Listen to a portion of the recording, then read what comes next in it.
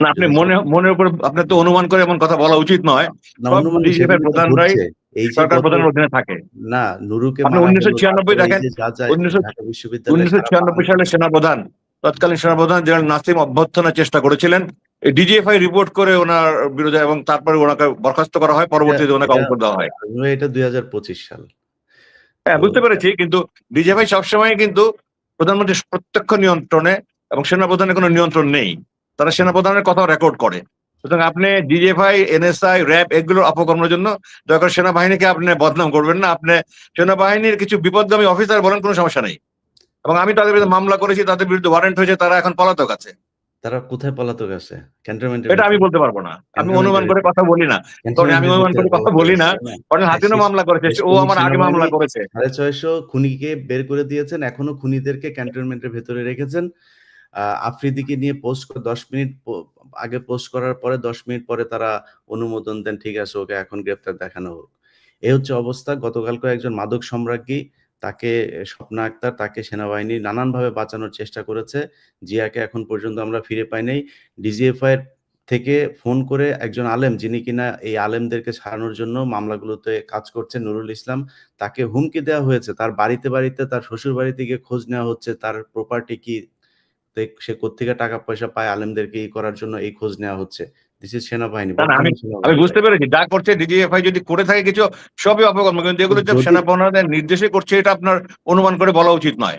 তাহলে তাহলে যেইসব খুনিরা পিলখানা থেকে শুরু করে এই মেজর জিয়াকে নিয়ে আমরা আজকে আলোচনা করছি, এই পরিস্থিতির কারণ একটাই, সেটা হচ্ছে পিলখানা হত্যাকাণ্ড। সেই ঘটনার কারণেই মেজর জিয়ার পিছনে মেজর শোভায়াল এখানে আমরা আছেন। সমস্ত বিতর্কে না যাই, তবে আমি মনে করি যে এখন যেহেতু আপনি ফোরামটা বেসিক্যালি দেশপ্রেমিক জি, জিয়ার জন্য, ওটাতে জি, আমরা ফোকাস করি। তবে জি। আমি আবার অনুরোধ করবো, আপনি ঢালাওভাবে সেনাবাহিনীকে, আমি জানি না কারণ হাসিন হয়তো আমি আমার সাথে কিন্তু একমত হবে, কারণ মুস্তাফিজ একমত হবে, যে আমি কিন্তু ঢালাওভাবে অনুষ্ঠানের সেনাবাহিনীকে শুরুতেই গালি দিলে বলেছি। আমার গায়ে লাগে, জি, হাসিনের গায়ে লাগে, জি। আমাদের মতো যারা আমি আছে চাই আমাদের লাগুক। গায়ে লাগে, আমি চাই আপনাদের গায়ে ইউনিফর্মে লাগুক, গায়ে খুব লাগে। খারাপ লাগুক। আমি চাই সেনাবাহিনীর খুব খারাপ লাগুক আমাদের কথায়। তারপরেও তারা ফিরে আসুক। এই দেশের যেই জি, হ্যাঁ, ঠিক সার্বভৌমত্ব, আছে, আপনি এটা ওটা কিন্তু দোয়া করেন, আবিষ্কার কিন্তু করা আমাদের। অনুমান করে একজন, দুইজন বা 5-10 জনের জন্য, যেটা শতকরা 1 ভাগও নেতৃত্ব হবে না থেকে পূর্ণ সরায় সেনাবাহিনীর, যারা সেনাবাহিনীর এটার জন্য নেতৃত্বে আপনি, আছে আমার তারা মনে হয় সরায়। বলা ঠিক হবে না।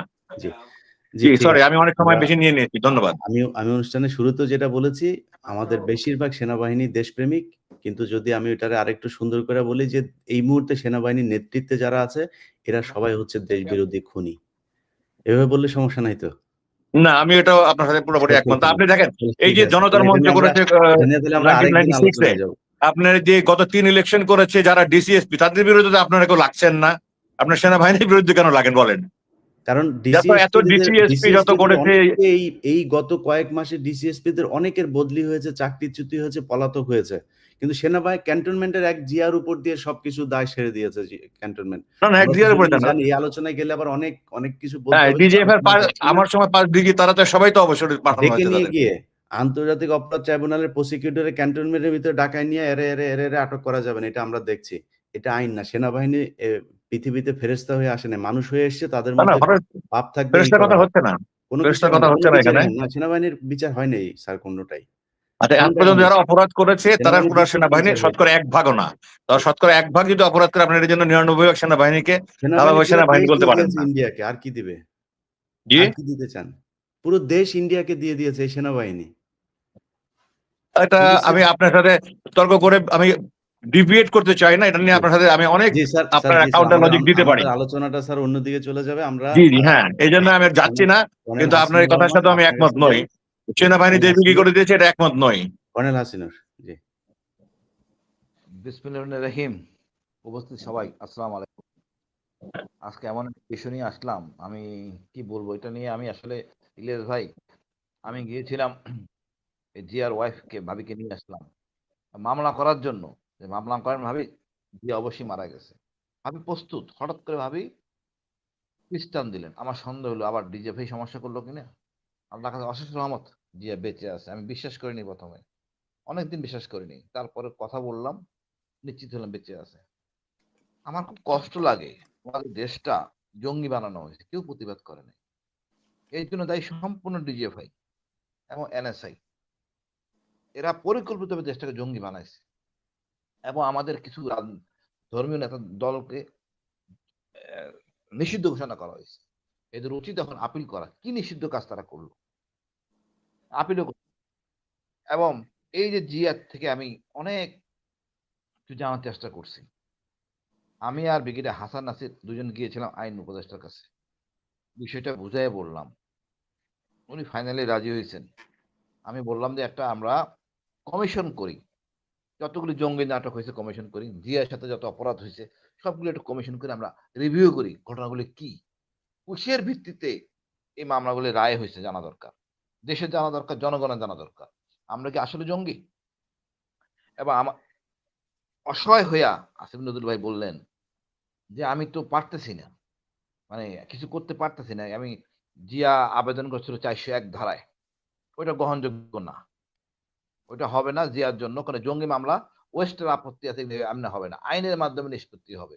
অর্থাৎ জিয়াকে আসতে হবে, আহ, আপনার জেলে যাবে, তারপরে মামলা রিভিউ হবে, এর আগে হবে না। তারপরে ওনাকে আমি যখন অনুরোধ করলাম যেটা কিছু করেন, উনি রাজি হয়েছেন, একটা কমিশন করবেন।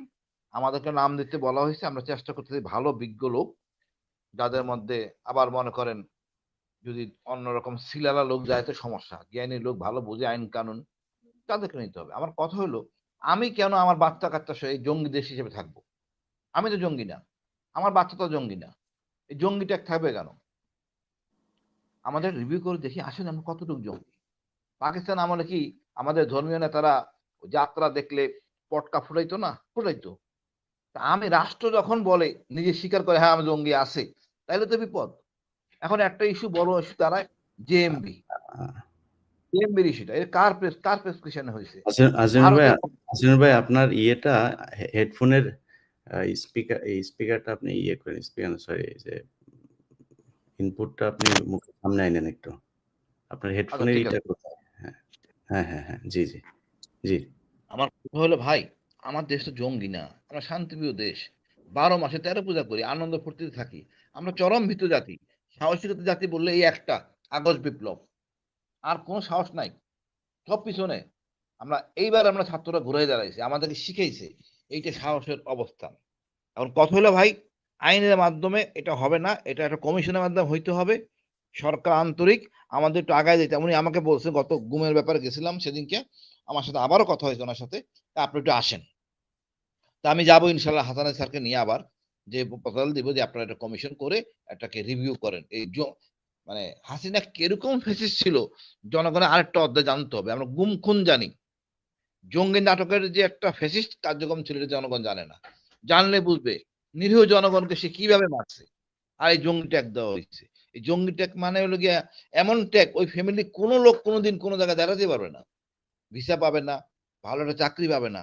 এটা জাতির সমস্যা। এবং হাসিনাকে চেনার একটা স্কোপ। আমি মনে করি ভাই, আপনি সেনাবাহিনীকে ইয়া বলছেন, আসলে না, সেনাবাহিনীর 0.1% হয়তো লোক, সব মিলে হয়তো 200 অফিসার 300 অফিসার। সৈনিকরা তো এখনো আছে, মনে করেন আমাদের লেফটেন্যান্ট কর্নেল বিলো, ওই মেজর সাদেককে ধরে নিলে হবে না। যারা সুবিধাভোগী আওয়ামী লীগের লোক, এদেরকে সবাইকে বের করে দেওয়া উচিত। এখন যারা ওয়াকার এটা করতেছে না বলে বিতর্কের মধ্যে পড়তেছে। এখন দেখেন গুমের একটা অধ্যাদেশ বাইরে হয়েছে, বিশাল অধ্যাদেশ, আরো নরম হইতে পারতো, সহজ হইতে পারতো। এই মোড়ামুড়ি করার জন্য সেনাবাহিনী বিচার করতে কঠিন হয়ে দাঁড়াইছে। আমি ব্যক্তিগতভাবে মনে করি জিয়ার জিনিসটা আসলে এটা মানে আমাদেরই অফিসার করছে, আমি অন্য কারো দোষ দিব না। আদমি স্যার রাগ করতে পারেন, স্যার মামুন খালেদ এই কাজটা করছে, লেফটেন্যান্ট মামুন খালেদ। সে ব্যক্তিগত ডিজি থাকার সময় এই কাজগুলি সে করছেন। আমাদের গোয়েন্দারাই তো আমাদেরকে ক্ষতি করছে। তো হয়তো একটু কঠোর হয়ে যাচ্ছে পুরা সেনাবাহিনী, না সেনাবাহিনী না, ওই 0.1% সেনাবাহিনীর লোক। এই লোকগুলি হাসিনাকে মানে উপরে উঠাইতে যাইয়া দেশটাকে জঙ্গি না কি হচ্ছে কোনো কেয়ার করে নাই। এই যে মনে করেন সেনাবাহিনী থেকে খালেদাকে বের করে দিয়েছে, এটা কি সিভিল পুলিশ করছে স্যার? পুলিশ তো করে নাই, সেনাবাহিনী করছে, মামুন খালেদ করছে। আমাদের ভুল হয়েছে গেছে, আমার ভুল হয়ে গেছে আমি মনে করি। একটা সেনাবাহিনীর ভিতরে মানে রেসিডেন্ট হিসেবে মামুন খালেদ ছিল, অনেক অনেক লোক ছিল, এর একটা মব করা, তাহলে সেনাবাহিনী সোজাই দিত। সেনা প্রধানের দায়িত্ব এই জিয়ার সমস্যা সমাধান করা। উনি নিজে দিয়ে হেঁটে দিয়ে বলবেন প্রধান উপদেষ্টাকে, স্যার টেক কেয়ার করেন, একটা কমিশন করেন, এই সমস্যা সমাধান করেন। উনি তো ছিলেন ভালো উপাধিতে, কেন উনি উদ্যোগ নেন নাই? আর্মি স্যার তো মাইন্ড করতে পারেন 4 তারিখ পর্যন্ত আজমি সাহেব গুম ছিলেন আয়নাঘরে, সেনাপ্রধান জানতেন না? একদম পরিষ্কার জায়গা, না জানা কোনো কারণ নাই। যারা জানে এবং যারা বিশ্বাস করে আছে এবং কোনো কার্যকরী ভূমিকা নেন নাই, সবাই অপরাধী গুমের ধারা মোতাবেক। তারপর দেখেন এই আয়নাঘরে এগুলি ভাঙা হয়েছে, এখন পরিষ্কার করে দিয়ে দিছে 10 বছর দণ্ড। আমি মনে করি সেনাপ্রধানের নৈতিক দায়িত্ব জিয়ার কেসটাকে নিয়ে যেতে পারেন। আপনি যদি সাহায্য থাকেন, আমরা তো চেষ্টা করতেছি, আপনি যদি বলেন, সেনাপ্রধান যদি বলে, আর একটা শক্তিশালী হবে। সরকার বাধ্য হবে একটা কমিশন করতে এবং রিভিউ করতে, দেশের সম্মানের জন্য। আমি মনে করি এই দেশটা জঙ্গি দেশ না, দেশের সম্মানের জন্য সবগুলি রিভিউ করবো। জঙ্গি নাটক, এই জিয়া যতগুলি মামলা সবগুলি দেখেন, কোথাও জিয়া এর মধ্যে জড়িত ছিল না। হ্যাঁ, জিয়া প্রচন্ড খেপছে, কারণ খেপার কারণ আছে। যেভাবে আমাদের বিডিআর অফিসারদের মারছেন, এই সেনাবাহিনী কোনো কথা বলে নাই, দোষ তো সব সেনাবাহিনীর। আমি তো পুলিশকে বলতে পারি না। মইনুল আহমেদ দাঁড়ায় ছিলেন, উনি ভিতরে ঢুকেন নাই। আমি তো সারা জীবন শিখছি কাউন্টার অ্যাটাক হবে অতি দ্রুততম সময়। মইনুল আহমেদ কোনো কাজ করেন নাই। এই মামুন খালেদ গেটে দাঁড়ানো ছিল, কোনো কাজ করেন নাই। একমাত্র কালপিট তারে মামুন খালেদকে উনি পিএমজি করে উনি আটকে রাখুক না, তাও তো করেন নাই। পিএমজি করেছে হাসান নাসির রে। তা আমরা কেন চোখ, আমরা তো সুযোগ করে দিচ্ছি, সেনাবাহিনী সুযোগ করে দিচ্ছে আমাদের ইলিয়াস ভাইকে বলার জন্য যে সেনাবাহিনী খারাপ। আসলে আমাদের উচিত সত্যকে সত্য বলা, যারা অন্যায় করছে চিহ্নিত করে আমরা আইনের আওতায় নিয়ে আসা। এটা করা না জন্য বদনামটা হচ্ছে সব জায়গায় একই কথা।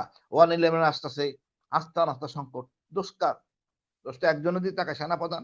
আমি জানি সে এরকম না, বাট পরিস্থিতি নিয়ন্ত্রণ করতে হবে, তাকে দুই একটা ভালো কথা বলতে হবে। আইনের বাইরেও আইন আছে, সেনাপ্রধানের দায়িত্ব না, বাট তারপরও দায়িত্ব। সে তো জানে যে কতটুকু খারাপ কতটা ভালো মন্দ, সেই চেষ্টা করা উচিত। আর এই মামুন খালেদকে আটকান, অ্যারেস্ট করেন। অবশ্যই আবার অ্যারেস্ট করলে হবে না, গুম আইসিটির দিকে হবে না, ওই সিভিল কোর্টের মতো করতে হবে আর কি। কিছু লাগাইতে হবে না, সামনে চেহারা দেখলে বলে দিবি সব। তারা সে সকল অপকর্ম হতে হলে মামুন খালেদ। এই লোকটার জন্য এই দেশের সমস্যা।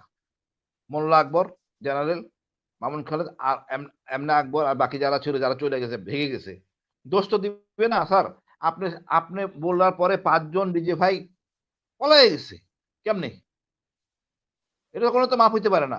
আপনাকে যে কারণে গুম করছে এর প্রতিদান কেটে যে চাকরিচ্যুত বা অবসর কখনো হইতে পারে না। যেইভাবে মজিবুর লেফটেন্যান্ট মজিব চলে গেল, দায় কার? দায় সেনাবাহিনীর, সিকিউরিটি ইউনিটের। এই যে মনে করেন মেজর সাদেক এই অপকর্ম করলো, সেনাবাহিনী দায় না স্যার? সেনাপ্রধান দোষ আসবে না? তার সিকিউরিটি ইউনিটের প্রধান আসবে না? ব্রিগেডিয়ার শামস কোনো অ্যাকশন নেন নাই উনি।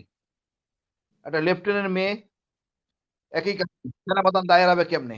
একজন ব্রিগেডিয়ার জেনারেল স্টেশন কমান্ডার দায় এড়াবে কিভাবে? উনি তো ওদের কোনো অ্যাকশন নেন নাই। উনি অ্যাকশন নিতেন তাহলে আমরা মনে করতাম সেনাবাহিনী কাজ করতেছে। সেনাপ্রধান তো কোনো অ্যাকশন নিচ্ছেন না, যার জন্য আজকে বদনাম। আপনি যেন আর্মি স্যার গায়ে লাগতেছে, আমার গায়ে লাগতেছে। এক সেনাপ্রধান কাজ করতে পারে না বলে আমরা কেন দায় নিব? এক ব্রিগেডিয়ার শামসের জন্য কেন এই সেনাবাহিনী দায় নিবে? আমাদের একটা কমিটি করা হয়েছে ক্ষতিগ্রস্তের জন্য, সেনাপ্রধান এগ্রি করে না, সেনাপ্রধান অন্য অফিসারকে বলছে না দেওয়ার জন্য কমিটির। এটা তো মানা যায় না। আমি যতই রাখতে হোক আর্মি স্যারের প্রতি, আর্মি স্যার কিছু বললে আমি মানবো না, এটা হইতে পারে না। যখন সেনাপ্রধান যেন হাফিজের কথা শুনে না, তাহলে সেনাপ্রধানের কথা আমার শোনা কায়দা নাই, তাকে সম্মান দেখানোর কোনো কায়দা নাই। আমি মনে করি সেনাবাহিনীর প্রধানের অনেক কিছু করার আছে, অনেক করার আছে। উনি চাইলেই পারেন যে সেনাবাহিনী ভাবমূর্তি ফিরে আনতে। যারা দুষ্ট লোক তাদেরকে হ্যান্ডকাপ লাগান। আমার প্রতি জুলুম করা হয়েছে, তাদের প্রতি আরামায়েশ করতে কোনো অবকাশ নাই। এই যে আমরা জানি সে নিরীহ, হইতেই পারে বিপ্লবী, হইতেই পারে। আপনি এত লোক মারলেন, কোনো কথা বলেন নাই। মা বোন রেপ হয়েছে, আপনার কোনো কথা বলেন নাই, আপনার গায়েও লাগে না। এত চামড়া মোটা হয়ে গেছে আপনার জেনারেলদের। বাকি যারা জেনারেল আছেন সবাই দায়ী। কতটা অনৈতিক হলে আপনার আয়নাঘরের স্বার্থ দেখতেন ভাঙছে, কেন ভাঙছে? আরমান ভাইয়েরটা ওই লাগাই দিছে। এই চেতনা নিয়ে আর্মিতে থাকলে তো আমাদের ডিএনএ, এই খারাপ ডিএনএ আর্মি ক্ষতিকর। একদম শুদ্ধি অভিযান করতে কঠোর পাবে। যদি না পারেন, দায়িত্ব তো সেনাবাহিনী গাড়ি চাপবে না। এখন এত কিছু হইতেছে, আমি মনে করি সেনাপ্রধান কঠোর হবেন। ওনার সরলতার সুযোগ নিয়ে এই দুষ্ট অফিসার গুলি সেনাবাহিনী ভাবমূর্তি নষ্ট করতেছেন। মানে ইলিয়াস ভাইয়ের মতো ওনারা সেনাবাহিনী দোষ দিচ্ছেনই।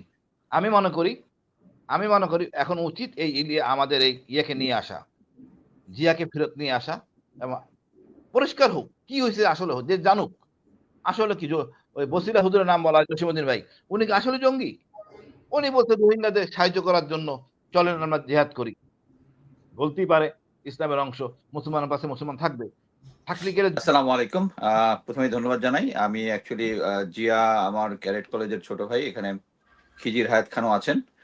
আমি যখন প্রথমে অ্যাকচুয়ালি আমার যে সমস্ত সোর্স আছে আমি জেনেছিলাম যে অ্যাকচুয়ালি জিয়া জীবিত আছে কিনা এটা আই ওয়াজ নট কনফার্ম। যখন আমি জিনিসটা জানলাম তখন আমি চেয়েছিলাম কনফার্ম হওয়ার জন্য। তো খিজির হায়াত তার ছিল close friend. So we had a joint meeting then we confirm that Zia জীবিত আছে। এরপর আমাকে আমি অ্যাকচুয়ালি জিয়ার সাথে কনসার্ন হওয়ার পরে আমি জেনারেল ওয়াকারের কাছে আমার একটা ব্যাকডোর চ্যানেলে আমি পৌঁছার চেষ্টা করলাম যেন জিয়ার ব্যাপারে সেনাবাহিনীর মতামত কি জানার জন্য।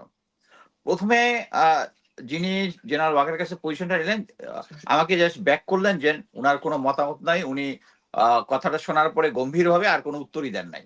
আচ্ছা, এই গেল।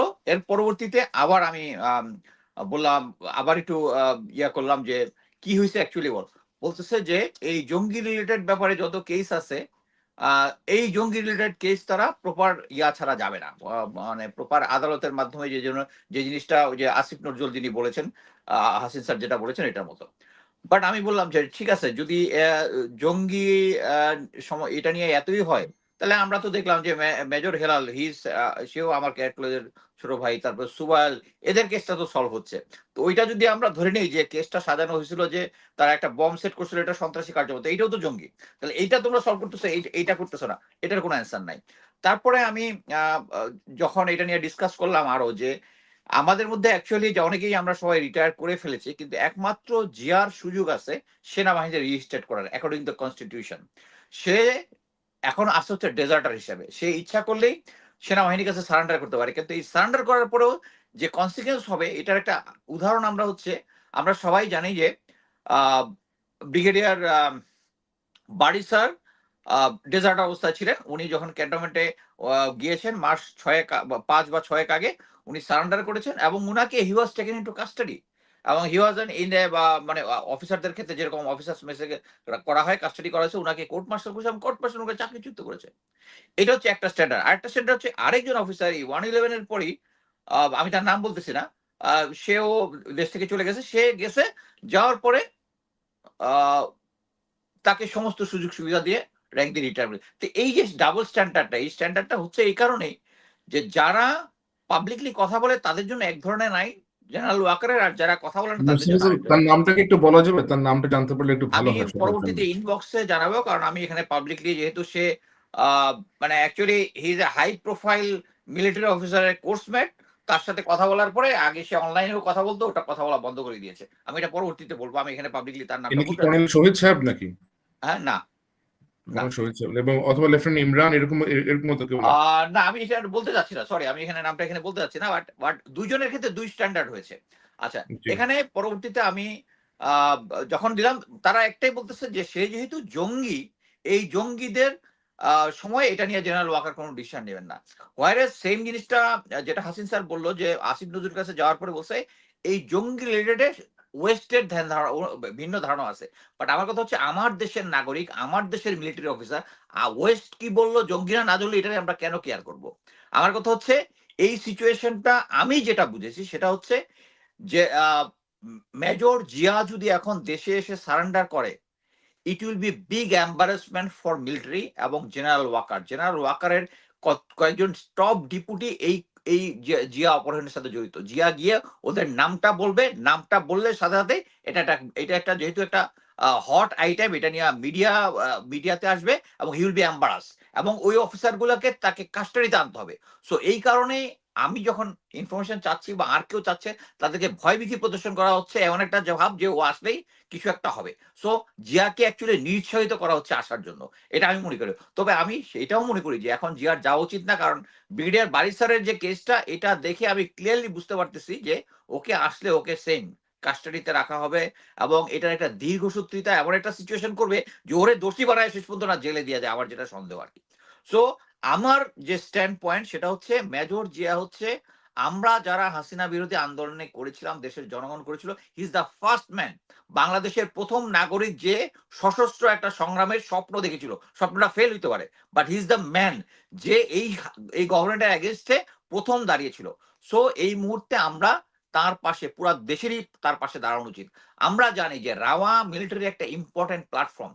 আমরা দেখেছি যখন মেজর সিনহা কেসে রাওয়াতে আমরা ভোকাল ছিলাম, তখন সরকার অ্যাকচুয়ালি এটার এগেনস্টে স্ট্রং পদক্ষেপ নিতে বাধ্য হয়েছে। রিসেন্টলি আমরা দেখলাম যে মেজর জাহিদ নিয়ে এখন যে রাওয়ার প্রেসিডেন্ট আছেন হক স্যার, জাহিদের ব্যাপারে স্ট্রং একটা স্ট্যান্ড নেওয়ার চেষ্টা করতেছে।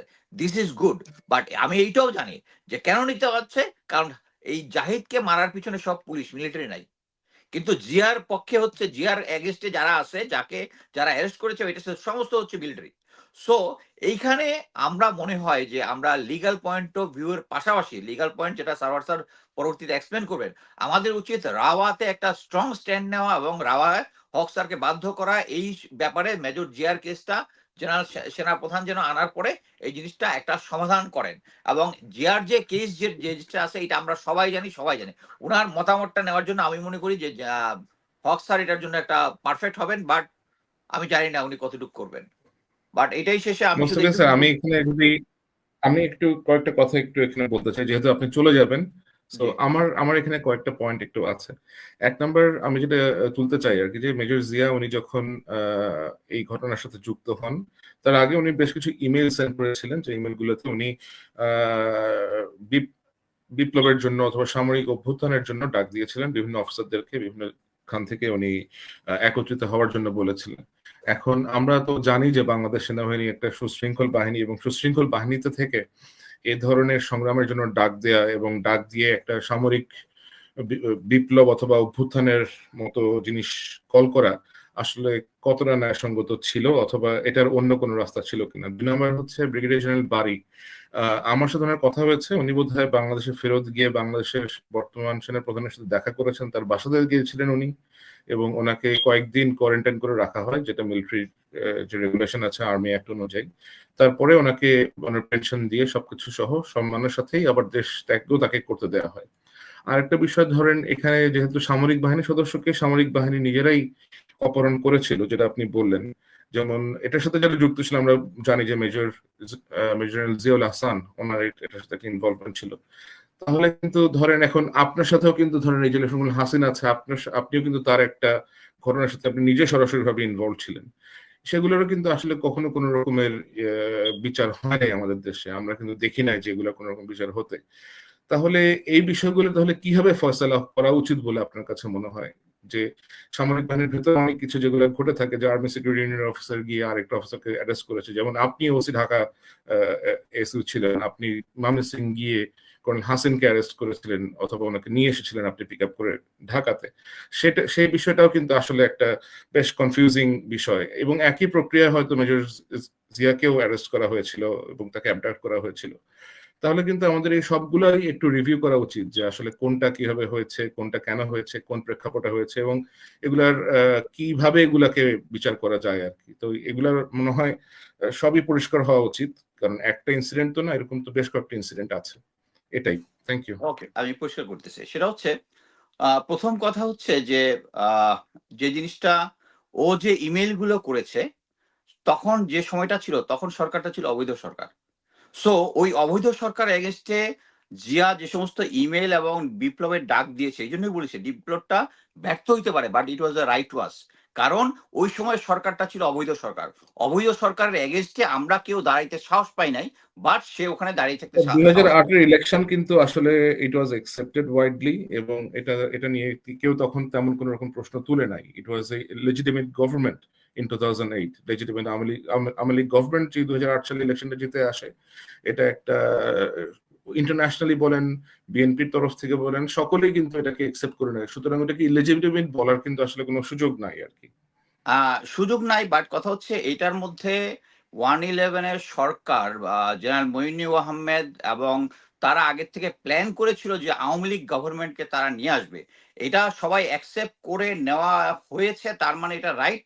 আমি এটা মনে করি না, এবং জিয়াও হয়তো এটা মনে করে নাই।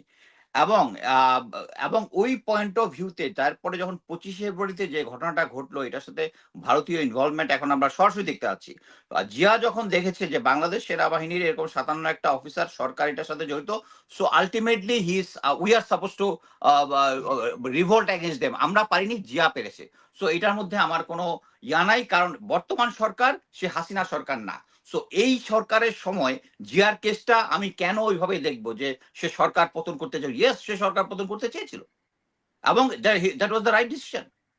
এইবার আসি হচ্ছে আমার আর ইয়া স্যারের কেসটা, হাসিন স্যারের কেসটা।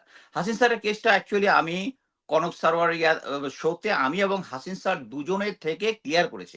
এখানে এই জিনিসটাকে দাঁড়িয়ে ট্যাগ দেওয়ার আমি কোনো কারণ দেখি না, কারণ এটা একটা সলভ ইস্যু এবং আমি মনে করি যে হাসিন স্যার যদি মনে করেন যে